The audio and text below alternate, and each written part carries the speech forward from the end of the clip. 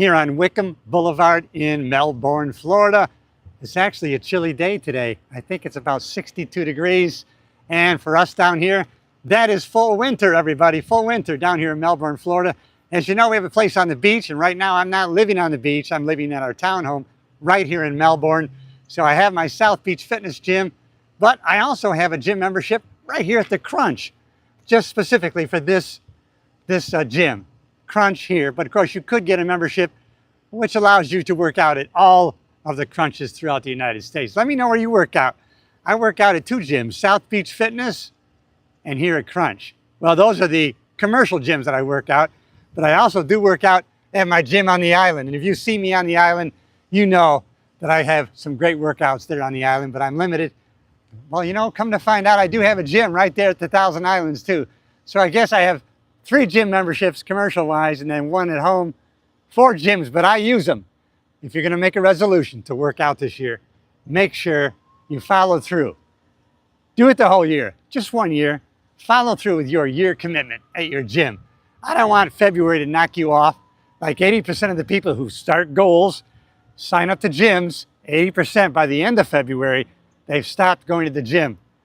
Almost altogether, some just irregular, but they fall off quite a bit. As a matter of fact, most gyms, they sign up more members than they can actually handle because they know they're gonna have that initial rush.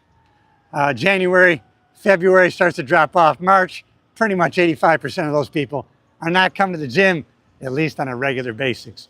But we gotta work out, everybody. We gotta keep training.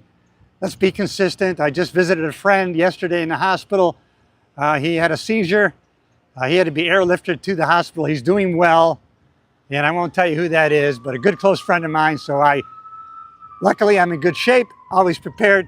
Jumped in the car 4 hours down the coast here in Florida and saw my good buddy. And he's alive, well, speaking, he's lucid. They didn't know if he had a seizure or a stroke, but definitely no brain damage. He looks great. But it's just a reminder, even if we do everything right, even if we do everything perfectly with nutrition and working out, there's still no guarantee.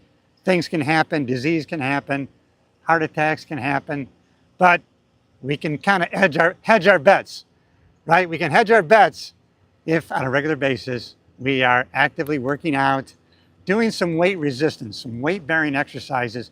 That does a couple of things. Boy, it gets rid of the glycation in our muscle tissues, and also by weight-bearing, it really forms some good bone strength. Your bone density actually increases with weight-bearing exercises. So always important to do, especially when you get near my age. I know I look 40, but I'm not. I'm 68 years old, everybody. And I'm live here, everybody. I'm in the vertical mode, so if you're jumping in and out, please subscribe to the channel. It's all positivity. It's all self-improvement, personal growth.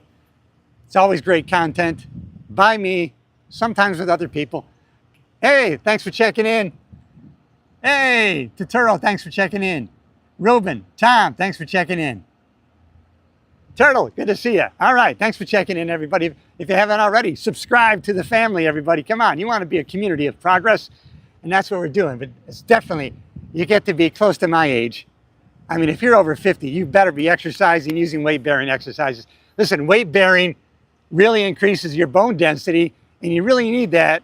As you get older, people who have terrible falls, 60, 65, 70, sometimes they don't recover unless they're in top physical condition, they have good muscle density, and they have good bone density.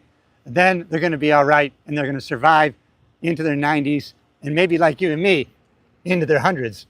All right, everybody, I'm Cliff Yates. I'm live right here at the Crunch Gym, Melbourne, Florida. If you haven't already subscribed to the channel, I know people are jumping in and out of the shorts feed, and I appreciate that because we gain a lot of extra people onto the channel, Community of Progress. And like I was saying, I had to jump in the car yesterday, 4-hour drive down the coast to see a friend who was airlifted from Honduras. He was on a cruise. And I'll tell you, if you're on a cruise and something bad happens to you, yeah, they have to airlift you over to the mainland. And that's where I met him. But you know what? The staff down there did a great job down there in the hospital in South Florida.